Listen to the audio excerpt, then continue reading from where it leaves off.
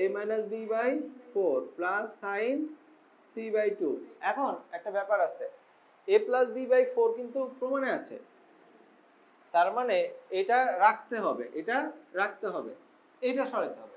এটা সরাই লাভ নাই, এটা সরাইতে হবে, এটাকে এরকম বানাইতে হবে যাতে কমন নিতে পারি। তাহলে কোন জায়গায় কাজ করতে হবে? এই জায়গায় কাজ করতে হবে যাতে কমন নিতে পারি। বুঝতে পারছি? আগে হচ্ছে কমন যাচ্ছিল তারপরে করছি, এখন যে কমন যাচ্ছে না সেই জন্য করবো। 2 sin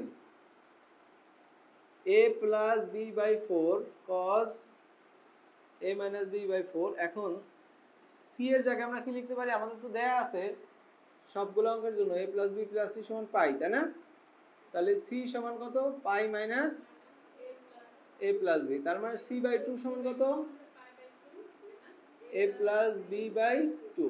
আচ্ছা, তাহলে যে pi by 2 minus a plus b by 2।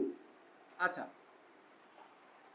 তা হলো আমাদের 4 আনতে হবে, 2 আসলো কেবল, আসবে না। cos a minus b by 4। এখন sin 90 ডিগ্রি মাইনাস থিটা মানে কি? cos থিটা, তাই না? এখনো কিন্তু আমরা 4 পাইনি। 4 পাইছি না, এটাকে আরো অর্ধেক করতে হবে, আবার cos 2 থিটার সূত্র। তাহলে cos 2 থিটার এখন আমরা যাব হলো sin এ, কিসে যাব? cos 2 থিটা থেকে 1 - 2 sin স্কয়ার থিটা, এটাতে যাব। চারটা সূত্র থেকে এটা